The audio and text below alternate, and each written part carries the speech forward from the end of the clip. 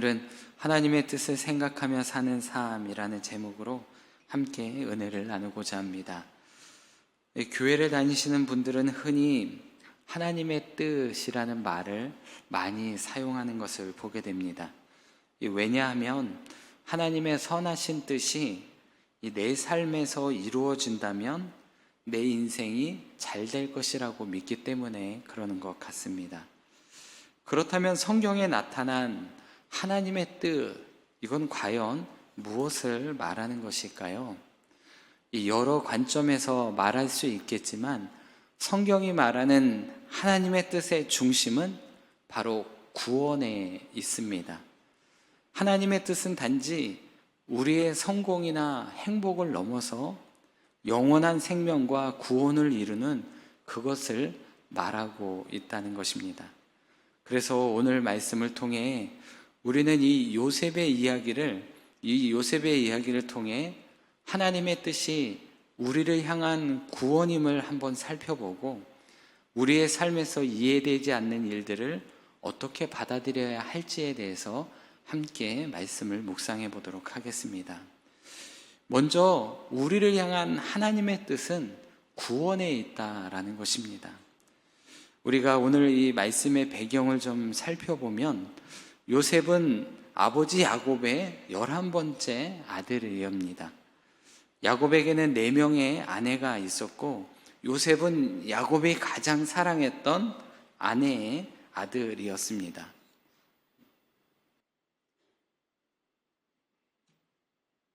이러한 배경 때문에 요셉은 형들의 미움을 받게 되죠. 이 형들이 요셉을 미워했던 이유를 크게 좀 3가지로 생각해 보면, 첫째는 요셉이 형들의 말을, 이 형들의 잘못을 아버지에게 다 고하고 있다는 것입니다.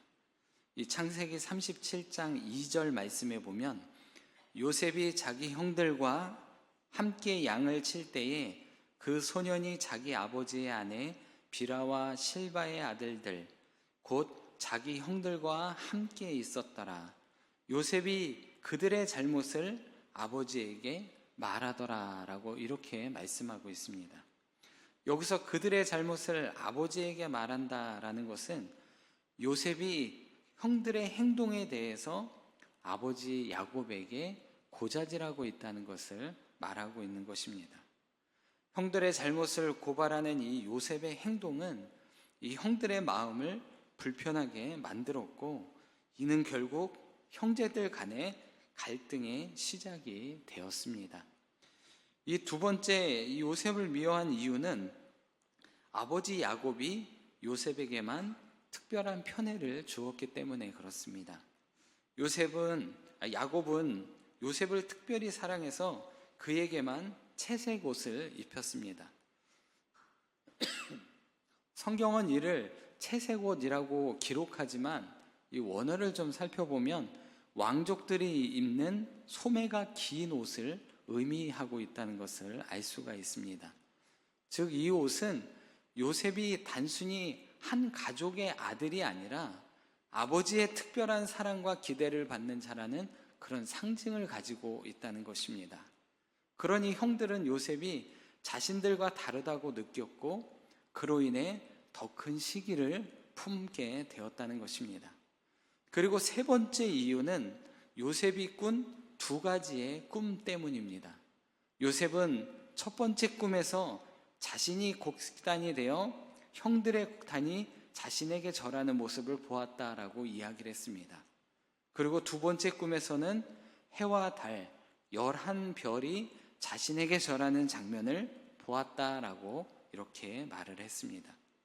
이는 요셉이 형들 위에 군림하게 될 것이라는 것을 상징적 예언으로 받아들였다는 것입니다.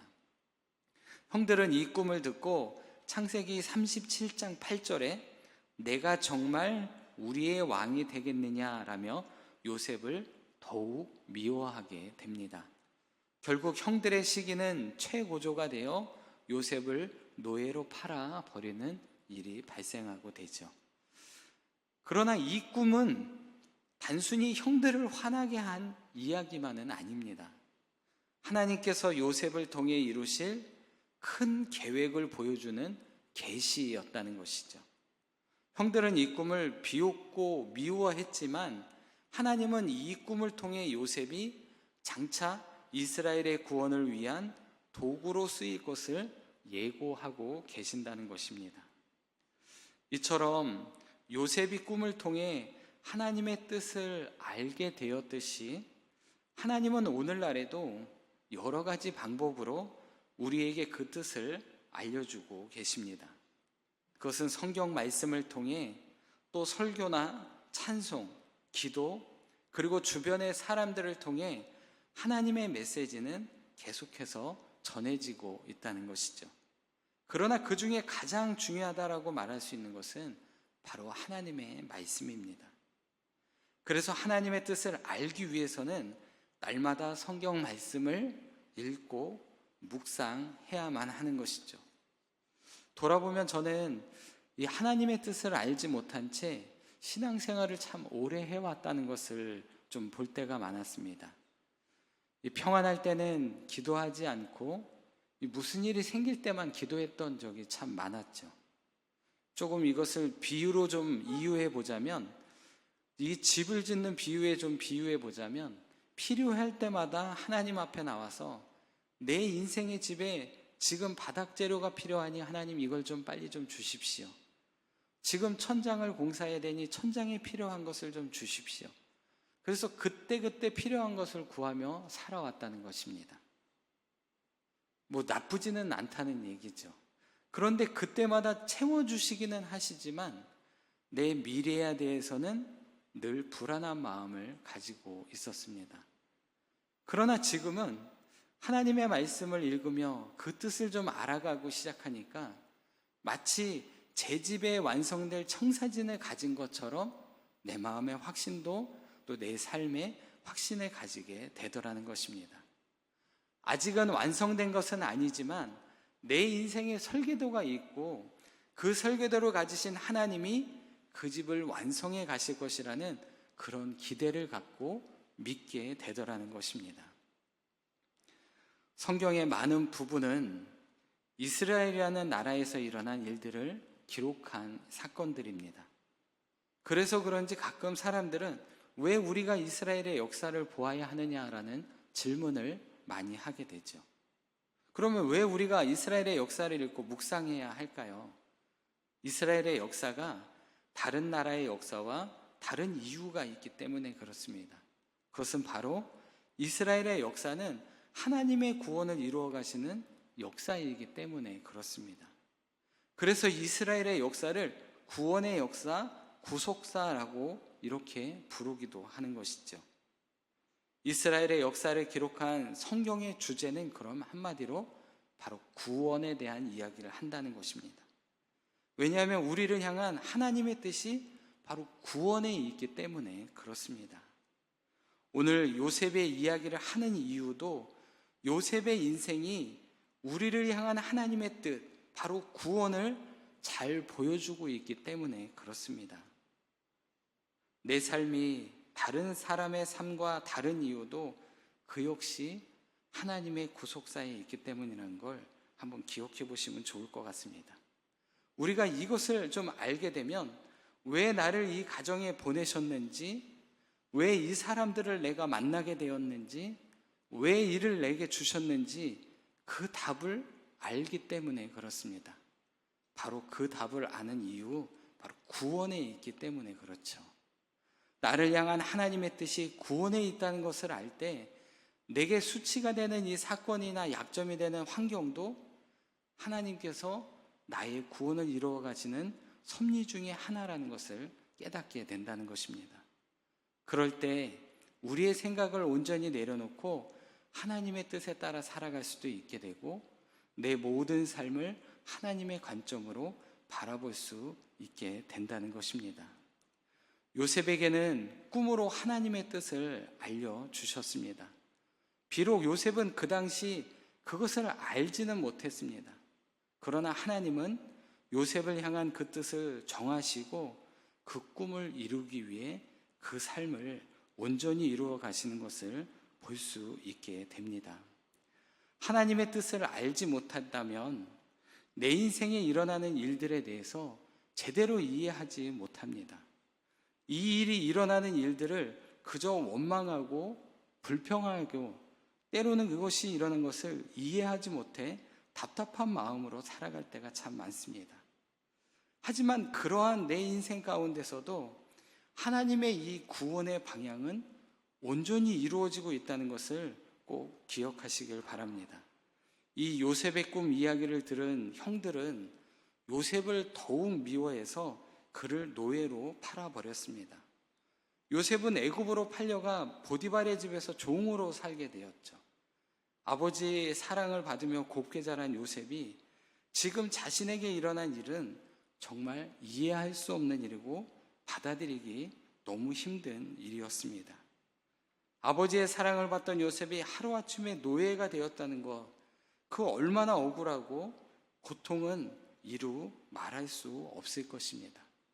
그러나 성경은 요셉이 그 상황에 불평했거나 원망했다라는 말을 기록하지는 않습니다. 오히려 창세기 39장 2절과 3절 말씀에서는 이렇게 말을 합니다. 여호와께서 요셉과 함께 하심으로 그가 형통한 자가 되어 그의 주인 애굽 사람의 집에 있으니 그의 주인이 여호와께서 그와 함께 하심을 보며 또 여호와께서 그의 범사에 형통하게 하심을 보았더라라고 이렇게 말을 하고 있습니다.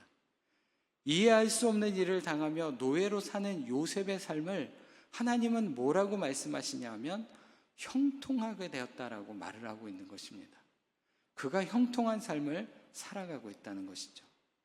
여기서 이 형통하다를 히브리어 성경에서는 마칠리아흐라는 말을 사용합니다.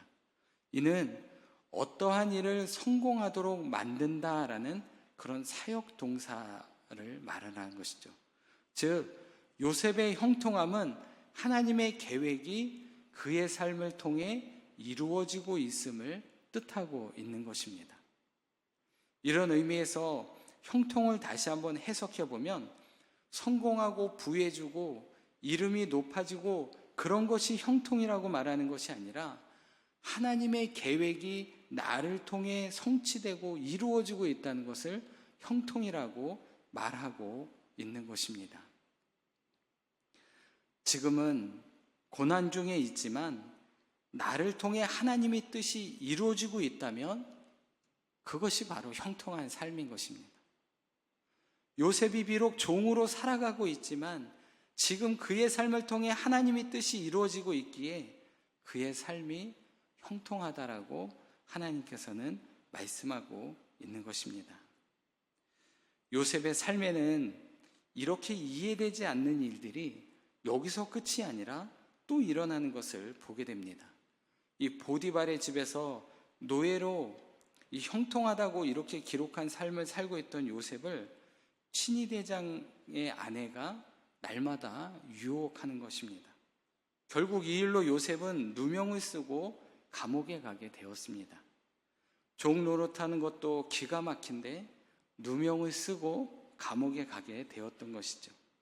요셉은 그런 자신의 삶에 대해 한마디도 하지 않습니다. 저 같으면 너무 억울하고 저 여자가 나를 유혹했다고 믿어달라고 울부짖고 아마 큰 소리를 냈을지 모르겠습니다. 그런데 요셉은 똑같은 상황 속에서도 아무 말이 없습니다. 친위 대장의 집에는 왕의 죄수를 가두는 감옥이 있었습니다.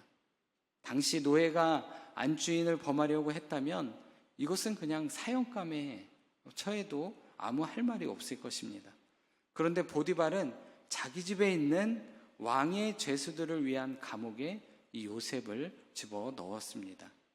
견디기 힘든 어려움과 사방이 꽉 막힌 것 같은 상황에서도 근데 요셉은 아무런 반응도 하지 않는다는 것입니다. 요셉이 어떻게 이 긴 시간을 견뎠을지 궁금하기도 한데요. 시편 105편 17절에서 19절 말씀을 보면 요셉의 고난이 어떠했는지 조금은 알 수가 있습니다. 이렇게 말씀을 합니다. 그가 한 사람을 앞서 보내셨으며 요셉이 종으로 팔렸도다. 그의 발은 착고를 차고 그의 몸은 쇠사슬에 매였으니 곧 여호와의 말씀이 응할 때까지라. 그 말씀이 그를 단련하였도다라고 이렇게 말씀하고 있습니다. 요셉이 감옥에 있을 때 그의 발에는 착고를 차고 그의 몸은 쇠사슬에 묶여 있었다라고 이렇게 말씀하고 있는 것입니다. 무려 요셉은 13년 동안 이렇게 노예와 죄수로 살며 발에 착고와 또 몸에 쇠사슬을 묶은 고통의 시간을 보내야만 했던 것입니다. 그러나 그는 하나님의 뜻이 이루어질 때까지 그 시간을 믿음으로 잘 견뎌내었습니다. 힘들지 않아서가 아니라 그 시간을 버텨낸 것입니다. 꿈으로 주셨던 하나님의 뜻, 그 뜻이 이루어질 때까지 요셉은 버틴 것이죠. 우리 삶에도 이해되지 않는 많은 고난들이 있을 것입니다. 그러나 하나님의 뜻은 바로 우리의 구원을 향해 나아가고 있음을 믿으시기를 바랍니다.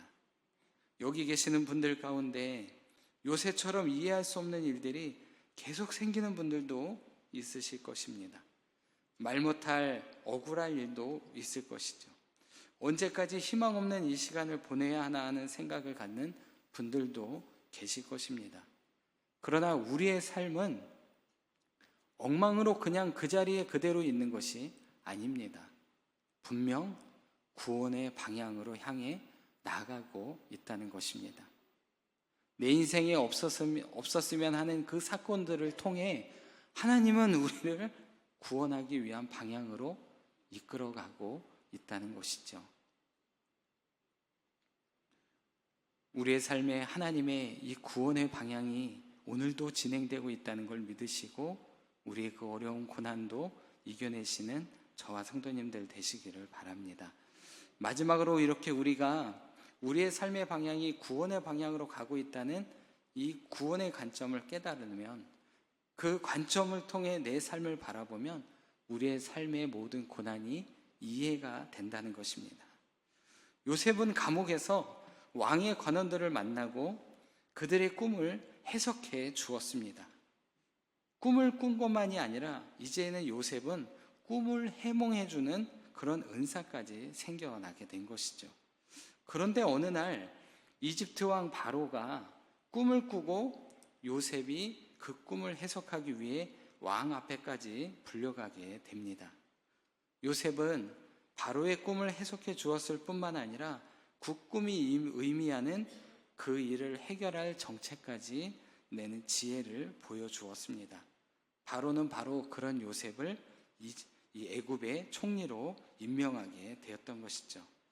마침내 요셉의 형들이 머물고 있던 가나안의 기근이 닥쳐서 형들은 곡식을 구하기 위해 이 애굽까지 내려오게 되고 총리인 요셉 앞에 엎드려 절하게 되었습니다. 오늘 우리가 함께 읽은 읽지는 않았지만 이 42장 6절과 9절에는 이렇게 말씀을 합니다. 때에 요셉이 나라의 총리로서 그 땅의 모든 백성에게 곡식을 팔더니 요셉의 형들이 와서 그 앞에서 땅에 엎드려 절하매 요셉이 보고 형들인 줄을 아나 모르는 채 하고 엄한 소리로 그들에게 말하여 이르되 너희가 어디서 왔느냐?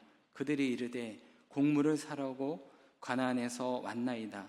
요셉은 그의 형들을 알아보았으나 그들은 요셉을 알아보지 못하더라.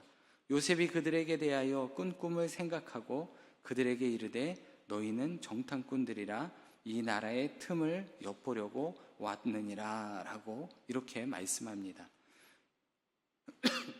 형들이 자기 앞에 13년 만에 나타나서 엎드려 절하는 모습을 볼 때 요셉은 13년 전에 꾸었던 그 꿈이 생각이 났다라는 것입니다. 그때야 비로소 자기 삶의 이 모든 고난들이 해석이 되기 시작한 것입니다. 하나님의 뜻, 구원을 이해했다는 것이죠. 그래서 형들에게 요셉은 이렇게 말을 합니다. 오늘 본문 4절과 5절 말씀인데요. 요셉이 형들에게 이르되 내게로 가까이 오소서. 그들이 가까이 가니 이르되 나는 당신들의 아우 요셉이니 당신들이 애굽에서 판 자라. 당신들이 나를 이곳에서 팔았다고 해서 근심하지 마소서, 한탄하지 마소서. 하나님이 생명을 구원하시려고 나를 당신들보다 먼저 보내셨나이다. 형들이 자기를 판 것이 하나님께서 생명을 구원하시려고 형들보다 먼저 애굽에 보내신 하나님의 뜻이라는 것을 이해하게 되었다는 것을 말하는 것입니다. 요셉은 자신의 삶을 구원의 관점으로 보니 이 모든 고난이 이해되고 이 자기에게 가장 큰 아픔을 주었던 형들을 용서할 수 있게 되었던 것입니다. 우리도 마찬가지인 것 같습니다. 하나님의 뜻을 알게 되면 내 삶에 이해되지 않는 모든 부분들이 해결되는 줄로 믿습니다. 내가 용서하지 못할 사람도 용서할 수 있게 되는 줄로 믿습니다. 우리가 하나님의 뜻을 온전히 깨닫는, 또 하나님의 구원의 그 방법을 온전히 깨닫는 저와 여러분들 되시기를 바랍니다.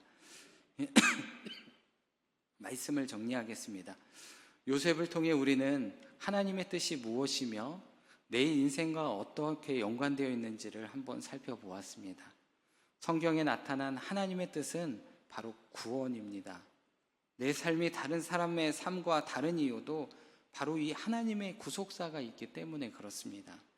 왜 나를 이 가정에 보내셨는지, 왜 이 사람들을 만나게 하셨는지, 왜 이 일을 하게 하셨는지, 바로 그 답이 구원을 이루기 위한 하나님의 뜻이라는 것입니다. 나를 향한 하나님의 뜻이 구원이라는 것을 깨달을 때 내게 수치가 되는 모든 사건들, 드러내고 싶지 않았던 일들, 약점이 되는 환경도 하나님께서 나를 구원으로 이끄시는 바로 그 섭리였다는 것도 깨닫게 되는 것입니다. 그럴 때 우리는 우리의 생각을 온전히 내려놓고 하나님의 다스림을 온전히 받게 될 것입니다. 요셉은 당시 알지는 못했지만 그 삶을 살아가다 보니 하나님의 구원의 방향으로 이끄시고 하나님의 구원의 방향으로 이끄신다는 걸 어느 날 깨닫게 되었습니다. 요셉이 버텨낼 수 있었던 것은 무슨 뜻인지 알지는 못했지만 하나님의 꿈이 이루어질 때까지 연단받는다는 걸 알고 있었습니다. 하나님의 뜻을 알지 못했다는 것 힘듭니다. 이해가 되지는 않습니다. 그러나 분명 하나님의 구원의 뜻이 있다는 것을 깨달을 때 우리는 그것을 버틸 수 있을 것입니다. 오늘도 하나님의 이 구원의 능력을 바라보시고 하나님을 그 구원을 이루시는 그날까지 온전히 맡겨드리며 하나님을 따라가는 그런 복된 삶이 되시기를 바랍니다. 기도하겠습니다.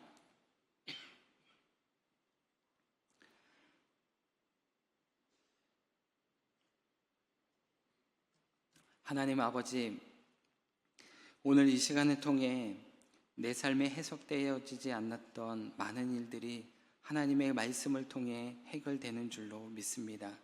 내 관점으로만 바라보는 것이 아니라 구원의 관점으로 우리의 삶을 바라볼 수 있게 하여 주시고 분명 하나님께서 세우신 그 뜻을 마침내 이루어 주신다는 확실한 믿음 가운데 살아가게 하여 주옵소서.